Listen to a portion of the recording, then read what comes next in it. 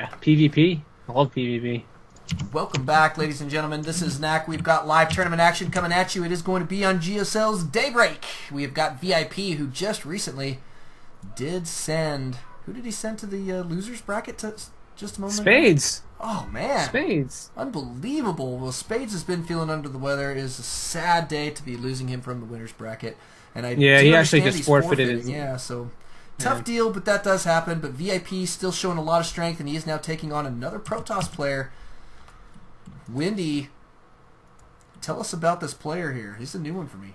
Yeah, I honestly don't know much about eFragDeaDoX here. He's well requested in the stream, though. A lot of players were asking for an eFrag player, and eFragDeaDoX seemed to come up a lot again.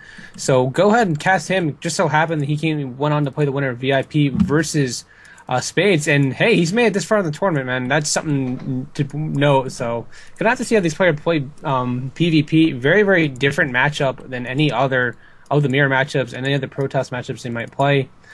Lately, I feel like a lot of people, a lot of Protoss players are saying it's pretty much a dice roll, or either that or a really intense micro battle. Right. But I have to say, in a map like this, it tends to be a little bit more liberal with in terms of having more a macro intensive game. If I remember correctly, was it Grubby versus Hasuabs on one of the IPL team leagues, and it was just an insane PvP that went on for like 40 minutes, and we found out you can vortex other motherships, but you can't vortex the mothership in its own vortex. Yeah. little things you'll learn. It's funny stuff. Yeah, I mean, I've seen one of my favorite matches was C Calms versus Cheetah Prime on this map, and it was extremely interesting stuff. We ended up having a cannon rush out of C Calms, but so far these guys are going very standard play. Looks like we're gearing up for either a 3-gate robo or a 4-gate type of play. Even a 3-gate is a good possibility here. Yeah, 3-gate's going to be your safest bet. Very easy to expand out of it. Yep. Yeah, it's not 3-gate robo would be your super safe bet, and the fact that you're afraid your opponent might put on aggression. But on a map this size, you can easily see it coming and react accordingly. You can get some sentries, some emergency sentries out, and force field up in your base. So it's a big enough map where you can react as a Protoss player. I feel like a lot of Protoss players suffer from the lack of reaction time they have in the PvP matchup, because it does take so long for those warp gates cooldowns to take, and for immortals and all structures to warp in pretty much. Right. Yeah. And there goes the warp gate for both players, pretty much in sync with one another. Unit compositions, a lot more probes out for VIP rather than eFragDeaDoX, and that's kind of interesting. I'm wondering what eFragDeaDoX is planning. He might be going for a kind of a rush type of build, but he's late. If he is going to be doing that, it's about time for him to start tossing down those gates. But it looks like a 4-gate almost to me. But he's trying to trick his opponent, I think, with this assimilator. Notice he's not running from it.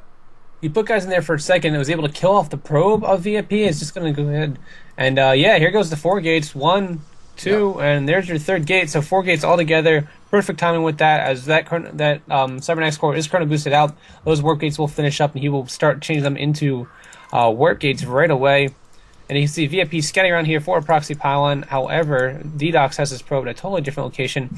And I don't hate the decision to go for a 4-gate in this position.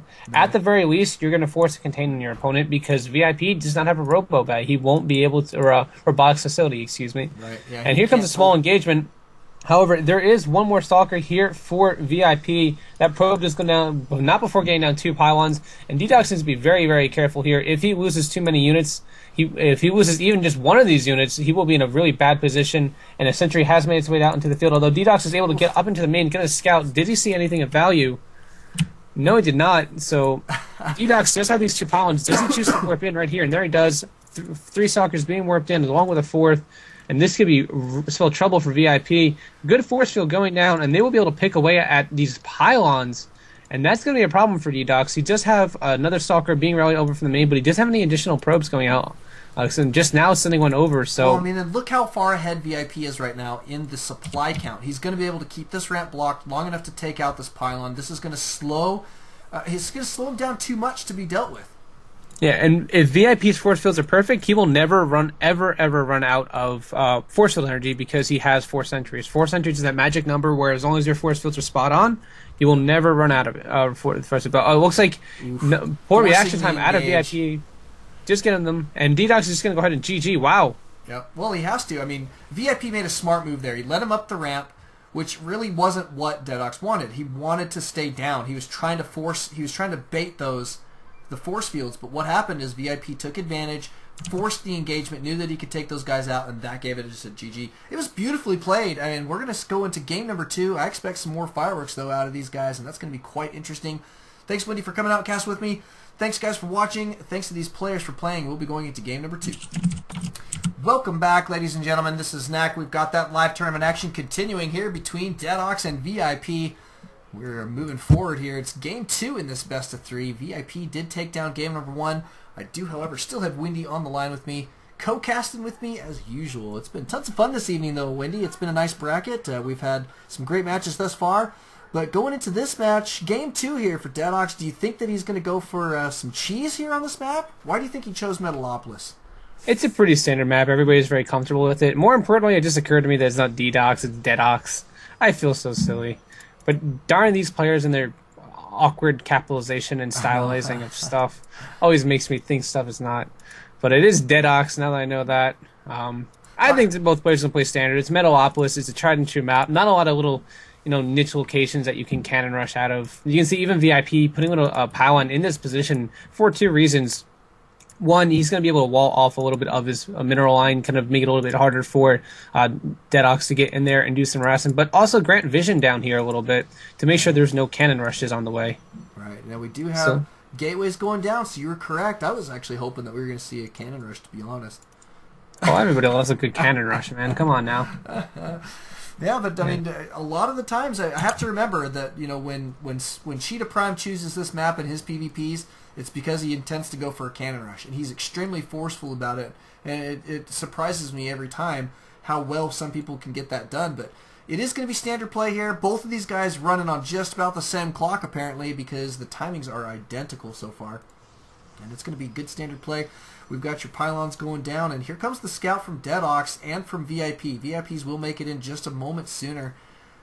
What do you think he's gonna? Do you think he's gonna react to this? I mean, seeing standard play, if you're playing standard, what's your go-to strategy there? I mean, do you? It's really kind of when you ever see your opponent doing a mirror build to you, it's the best thing you can do in any matchup is identifying where your advantages lie. Does your Shimnex core down a few seconds earlier? Does that mean you can get your warp gate out, research out a few seconds earlier? Does that mean you can be aggressive because of that? It's all about identifying where you are in relation to your opponent. Right. And Day9 talks about it a lot, and he says, like, when his Cybernetics core is finishing up this time, mine is finishing up at this time. So I'm going to go ahead and probably say that eFragDeaDoX has a little bit of an advantage on his opponent. Warp gate research is done. And it looks like... starting just a second sooner, but he's picked out a second gateway very quickly. So I'm interested in this, and VIP did take a second gas. So it looks like he's going to go for probably a 3-gate robo type of build here. And either that or go for some sentries and try and take an expansion. But that tends to be more against Terran, so I'm just going to have to guess with the 3-gate robo.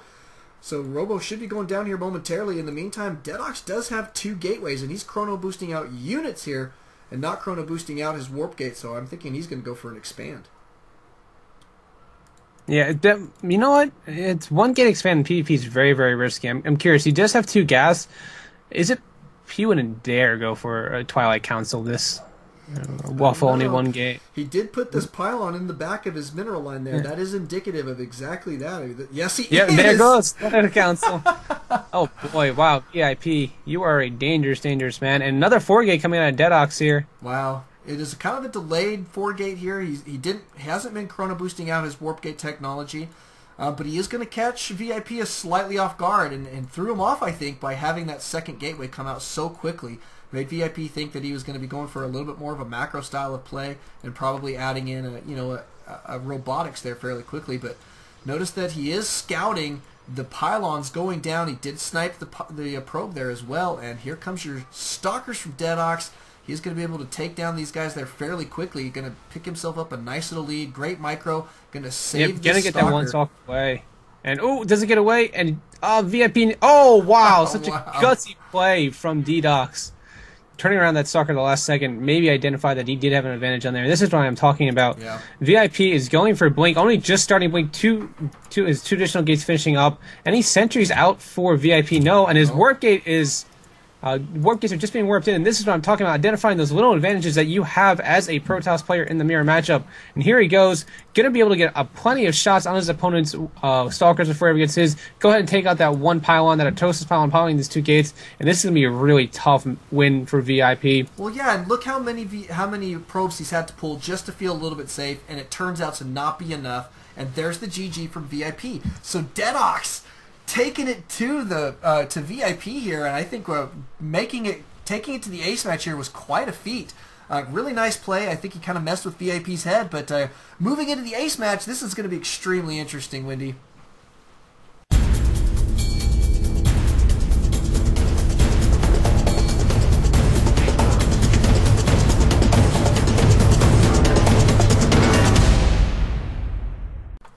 Welcome back, ladies and gentlemen. This is Knack. We've got the ace match of this best of 3 but it is a best of 3 regardless, between eFragDeaDoX and VIP.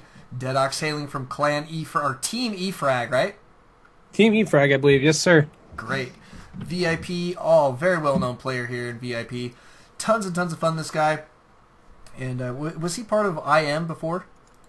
Or is he still part of IM? I can't remember. I don't remember, honestly. But he was part. I think he was part of it before IM VIP, right? And but I honestly don't remember off. I honestly don't remember off the top of my head. Right. That's okay. But pylons coming out of both these players. Doesn't look like anybody's trying to proxy anything fancy.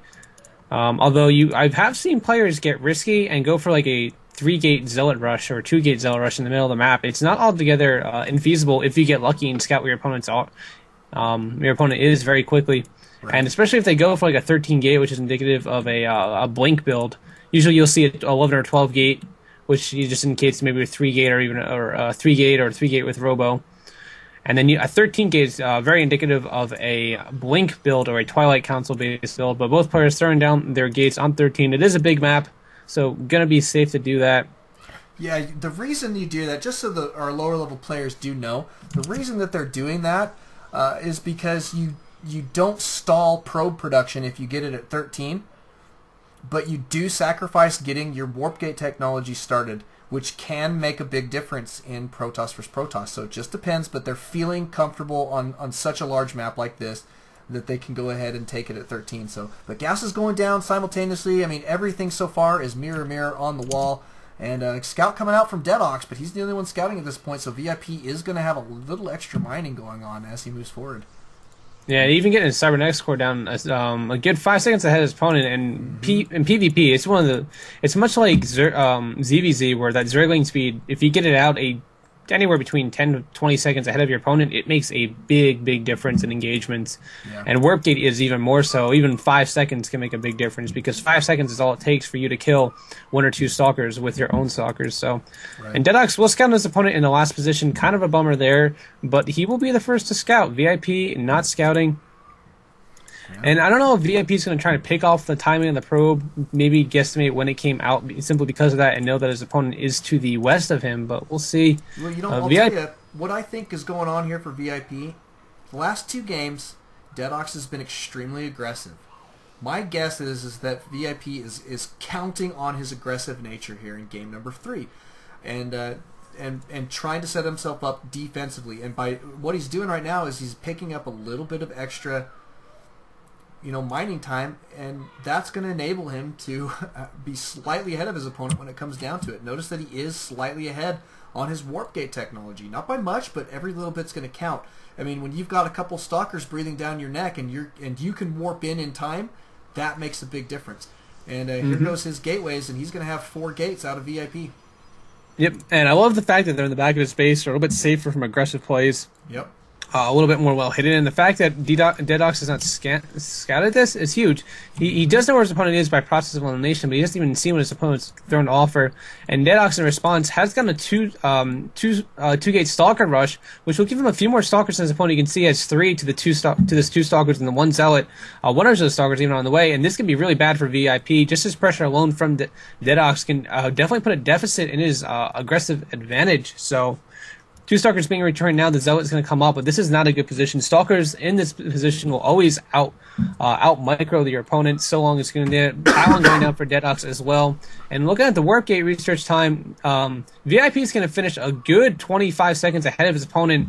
It's a shame though, because eFragDeaDoX, what he did is he prevented his opponent from being aggressive. His opponent's now not able to be as aggressive as he like. He will have the unit advantage, but it's not going to be an aggressive advantage, and that will give eFragDeaDoX the defensive 4 gate advantage as well. However, Probe does slip in for VIP, and that could be a big problem if you were to warp in even 1 or 2 Zealots. Yeah, this guy's being very sneaky here. He could get down a nice forward pylon, and if VIP feels like he can defend against the massive units here from eFragDeaDoX, then he'll start to warp in a couple Zealots and head straight towards that mineral line. Notice that he's hiding his Zealot numbers here. Yeah, I like the fact he has a lot of Zealots. Yeah, it's so smart, and he's baiting eFragDeaDoX in. eFragDeaDoX is starting to catch wind of that, though. He did see a couple of those Zealots there, and it's backing out, waiting for a couple reinforcements. Knows that he can't really engage quite at this point, but the warp-ins for VIP are just continuing. He's trying to hide those numbers, trying to do some great baiting here, and here comes the engagement from eFragDeaDoX. And Zealots out of position, though.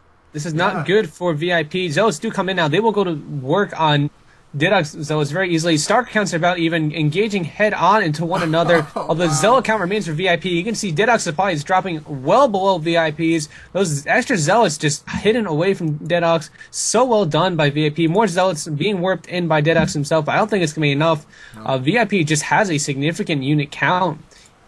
Zealots are great en masse, man. Their double attacks just tear through units so quickly. Yeah. And I don't know. Pylon's going to go down. eFragDeaDoX is going to have to back out here, but how do you transition out of this 4 gate? And as you have units now coming into your mineral line, look at that. Two Zealots, 1 Stalker, more warp-ins in the main. VIP still has the unit advantage back home. Actually, not really, but he's actually holding on pretty good, but he is going to have to rely on his micro.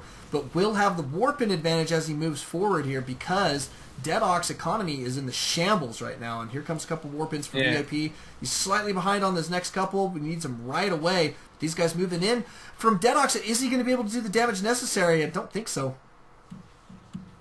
Don't think so, Wendy. This is crazy. Look at that. I mean, the Nexus is about to fall. I'm expecting to see eFragDeaDoX give a solid GG here in just a few moments.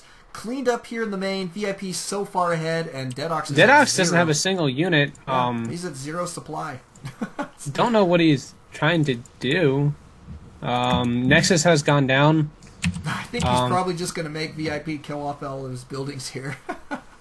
Yeah, that's kind of BM, but I mean VIP has won the game. Yeah, absolutely. I mean, this game is all but over at this point, and he's going to cruise over here, take out this pylon, and the rest of these buildings are about to fall. It was such a great play there from VIP, and eFragDeaDoX just needed a moment, to compose himself, but he does give the GG. Nicely done from both of these players. eFragDeaDoX, though, not out of it yet, man. He still has the loser's bracket to go through. And VIP staying strong. He's still in the winner's bracket. That's going to make a lot of people out there happy. But thank you guys for coming out. Thank you guys for watching. Don't alt-tab, always Alt-Starcraft. We'll see you guys in our next match.